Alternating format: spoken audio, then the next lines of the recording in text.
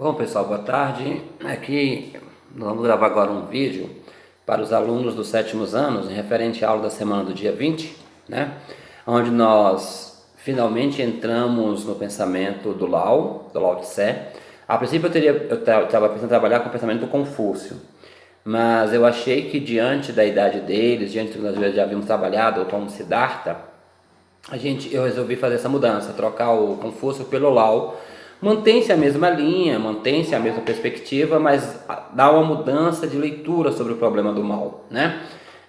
Porque isso é um problema que realmente permeia toda a filosofia oriental, o que também não é um problema que passa longe da filosofia ocidental, pelo contrário.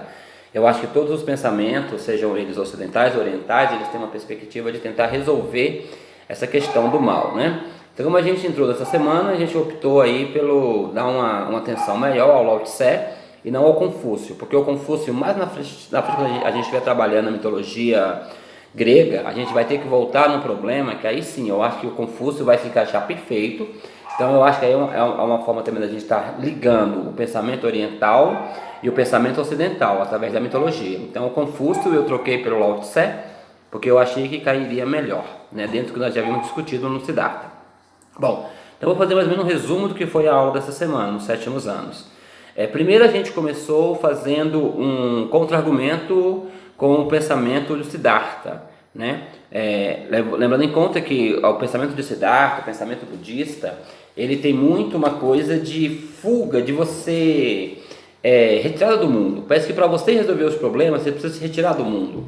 Isso é muito forte na filosofia budista, isso é muito forte no pensamento do Siddhartha, né? E é justamente nesse contraponto que eu quis trazer o Lao Tse, porque o Lao Tse ele já vem numa linha diferente. Ele acredita que você não pode para você resolver o problema do mundo, você não tem como você se retirar do mundo, porque seria uma tentativa de que você conseguiria talvez resolver os seus problemas.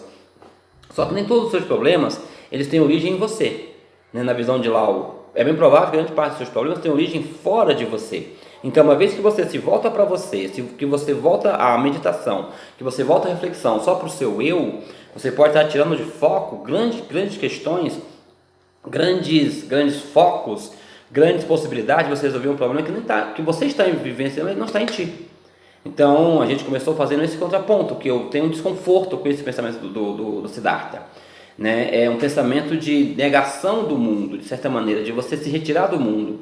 E aí a gente começa esse contraponto, onde a gente coloca desse desconforto, né? Quando a gente dá até o exemplo de que às vezes quando frequência, de repente chega uma criança perto de mim e ela me pede: tio, eu estou com fome, me dá um pão. Aí eu chego para ela e falo: tá, eu vou meditar para que a fome do mundo acabe.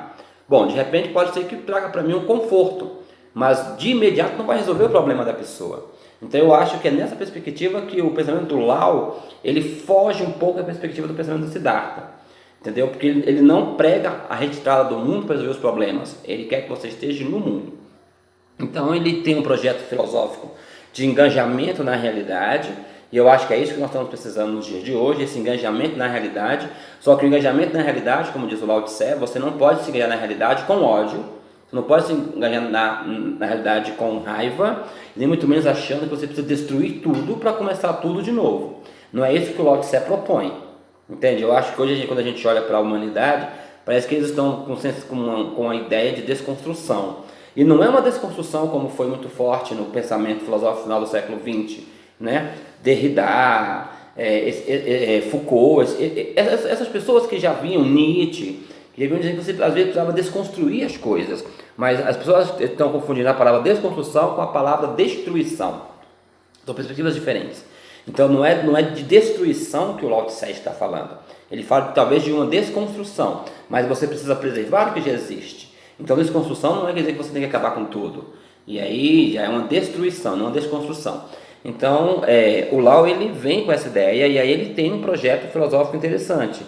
Porque ele queria entender qual era por que o mal existia, por que o mal estava no homem, por que o mal estava na sociedade, e para todos os lugares que ele olhava, o que ele via era essa manifestação do mal, né? E aí você precisa entender que o pensamento oriental ele não é uma justificativa, não é como o pensamento do Ocidente, judaico-cristão. Ele tem as suas próprias leituras sobre o mal, e ainda assim não satisfazia o Lao as explicações, né? Como por exemplo o Siddhartha dizia que a fonte do mal, do sofrimento humano, eram os nossos desejos. Mas aí o Lao se colocava no contraponto. Mas também para mim resolver o problema do mal, eu tenho que ter o desejo de resolver o problema. Então, se o desejo é o problema, o meu desejo de querer resolvê-lo, talvez seria a solução. Então, talvez não estivesse no desejo o problema, né? Talvez não estivesse ali o problema. E aí, quando você pega para ler o grande livro do Lao Tse, que é o Tao, você percebe que ali ele fortemente está preocupado com essa questão. E aí ele chega a uma conclusão, que na realidade o problema do mal é um só, porque o mal está no homem. O mal é o homem, o homem produz o mal. Ele fala, tá, o mal não está no mundo pelo mundo, o mal está no mundo através do comportamento, das atitudes dos homens. Então ele se coloca numa dificuldade. Bom, se o problema do mal está no homem, a única forma que você tem de acabar com o mal seria acabando com o homem. Só que você acabando com o homem, você geraria um mal maior. E bem provável que você não resolvesse, porque ainda assim sobraria um homem. E aí, então esse mal seria reiniciado. Então fica muito complicado resolver esse problema. E aí ele chega a uma conclusão. Então, se o mal está no homem, se o mal é fruto do comportamento dos homens, aí fica uma questão: por que só os homens praticam o mal? E aí nós chegamos à reflexão com os meninos de que eu faço essa pergunta para eles durante a aula e eles vão colocando as possibilidades, porque o homem é invejoso, porque o homem é ganancioso, porque o homem é preguiçoso, porque o homem é ambicioso. Eles vão colocando uma série de falhas que realmente os homens têm, e são falhas que realmente o Lao Tse aborda. Só que o Lao ele chega a uma conclusão muito mais madura. Ele vai dizer, não, o homem é o único animal que pratica o mal, e o mal é uma construção dos homens, porque o homem é o único animal livre. Então, para o Lao, o mal está na liberdade dos homens. Pelos homens serem livres, pelos homens terem escolhas, para ele isso geraria o mal. Porque o homem não sabendo fazer uso dessa liberdade, não sabendo fazer suas escolhas, as escolhas que ele faz, a liberdade da forma que ele usa, ele pode gerar o mal para ele ou o mal para os outros. Então, por essa perspectiva, o mal, na visão de Lao Tse, na sua teoria, estaria no comportamento dos homens em relação à sua liberdade. E aí ele vai resumir perfeitamente o pensamento dele em uma imagem que todo mundo conhece aqui no Ocidente pelo nome de Yin Yang, né, o que ele vai chamar de Tao lá no Oriente, que é a imagem onde você sabe que ele equilibra o bem no mal e o mal no bem, aquele círculo onde você tem uma metade preta, uma metade branca, uma bolinha preta no lado branco, uma bolinha branca no lado preto, que é o bem no mal e o mal no bem. Então, qual é a conclusão do pensamento do Lao? Não dá para eliminar o mal. Uma vez que eu não consigo eliminar o mal, porque eliminar o mal seria um problema, você ia gerar um mal maior para eliminar o próprio mal, eu preciso encontrar uma forma de equilibrá-lo. É isso nós precisamos entender. É equilibrar essa questão do mal. E aí ele coloca isso, toda a sua filosofia, nesse desenho. Que é engraçado, todos os meninos conheciam o desenho, como eu falei com eles no começo da aula. Todos vocês conhecem o pensamento do Lao Tse. Vocês só não sabem que já conhecem, mas vocês conhecem. Aí quando eu desenho no quadro Tao ou Yin Yang, é isso aí, eu falei, isso aqui é o resumo do pensamento de Lao Tse. Está nesse desenho. E aí a gente começa a fazer algumas problematizações, alguns aprofundamentos, né, para a gente poder cair nessa reflexão. Quando o Lao ele chega num ponto do seu pensamento que ele diz que às vezes você querendo fazer o bem, você pode gerar o mal. Né? Ele vai dizer, o mal não é uma coisa que ele é mal, já mal. Às vezes ele pode vir inclusive de uma ação boa. Você querendo fazer o bem, você faz o mal. Então, para ele, a nossa intencionalidade, e isso é uma coisa comum também no cristianismo, a nossa intencionalidade diz muito mais muitas vezes que a nossa própria ação. Às vezes você nem precisa agir, a sua intenção já gera, entende? O próprio mal. Aí eu dou para eles um exemplo de uma vez que eu querendo fazer o bem, eu também gerando mal, né? Porque você não pode só falar sem você exemplificar o que você está falando. Aí eu falo para eles de uma vez que eu saí da quadra de basquete e fui para casa, indo para casa eu encontrei uma cachorrinha lá e um filhote próximo lá de um bueiro e percebi que estavam com fome e fui para casa. Quando eu voltei eu trouxe um pedaço de presunto para eles e dei o pedaço de presunto e fui fazer carinho no filhotinho e enquanto ele comia o presunto, depois eu subi, eu observei que estava correndo atrás de mim, estava vindo atrás de mim. E como eu já tenho alguns cachorros em casa, eu não podia levar mais um. Minha mulher não ia deixar. Eu ia ter deixado, eu achei que não era o caso. E aí eu corri do cachorrinho. Saí correndo para ele não me alcançar. E até então, eu achei que eu tivesse feito bem. Tinha alimentado, matado a fome deles. Só que quando eu volto da padaria, e ele continuou com atrás de mim, só que eu corri muito rápido, eu achei que ele tivesse ficado com atrás e tinha voltado para a mãe dele. E aí quando eu volto da padaria, eu vejo umas pessoas reunidas. E aí quando eu me aproximo, eu vejo que era o filhotinho que tinha sido atropelado. Então assim, é o que diz o Lao. Querendo fazer o bem, você pode gerar o mal. Por tentar alimentá-lo, por tentar dar carinho, terminei gerando a morte dele. Então, o Tao, o pensamento do Lao, tem essas questões. Ele não é um pensamento tão simples. Porque às vezes a pessoa fala, eu fiz o bem, mas o seu bem, ele vai dizer, o bem por si não é o bem. Você só pode dizer que o bem é o bem quando você vê o resultado do bem que você praticou.